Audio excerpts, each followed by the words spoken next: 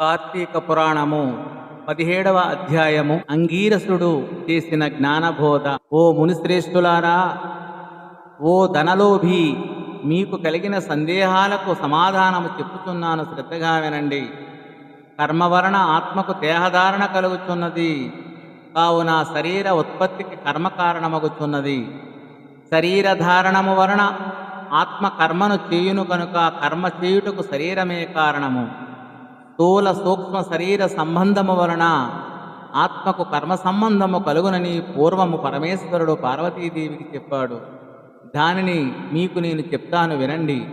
ఆత్మ అనగా ఈ శరీరమును అహంకారముతో ఆవరించి ఉన్నది అని అంగీరసుడు చెప్పగా, ఓ మునీంద్ర, నేను ఇంతవరకు ఈ దేహమే ఆత్మేని భావించుచున్నాను కనుక అహం బ్రహ్మ, నేను బ్రహ్మను అనే దానిని వివరించి చెప్పండి అని కోరాడు. అప్పుడు అంగీరసుడు, ఈ దేహము అంతఃకరణ వృత్తికి సాక్షి. నేను నాది అని చెప్పబడు జీవాత్మయే అహం అను శబ్దము. సర్వాంతర్యామి అయిన సచ్చిదానంద స్వరూపమైన పరమాత్మ నహ అను శబ్దము ఆత్మకు కొండ మొదలైన వస్తువుల వలె శరీరమునకు లేదు. ఆ ఆత్మ సచ్చిదానంద స్వరూపము బుద్ధి సాక్షి, జ్ఞానరూపి శరీర ఇంద్రియములు మొదలగు వాని వ్యాపారమునందు ప్రవర్తింపచేసి వానికంటే వేరుగా ఉన్నదై ఎల్లప్పుడూ ఒకే రీతి ప్రకాశించుచూ ఉండునదే ఆత్మ అనబడును.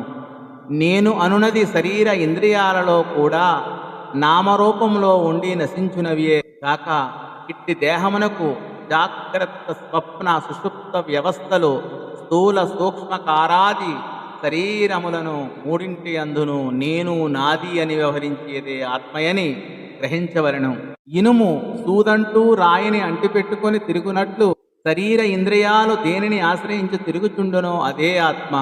అట్లే అవి ఆత్మ వలన తమ పనిని చేయును. నిద్రలో శరీర ఇంద్రియాల సంబంధము లేక గాఢనిద్రపోయి మేల్కొన్న తర్వాత నేను సుఖనిద్రపోయి తిని సుఖంగా ఉన్నది అనుకునేదే ఆత్మ.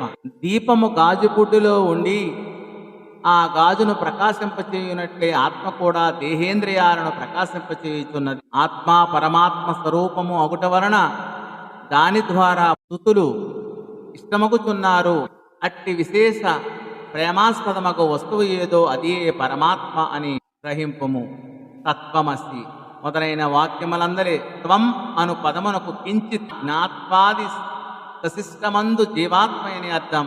తత్ అను పదమునకు సర్వజ్ఞ ద్విగుణాత్మ విశిష్టమైన సచ్చిదానంద స్వరూపమని అర్థము. తత్వమసి అనేది జీవాత్మ పరమాత్మల ఏకత్వమును బోధించును.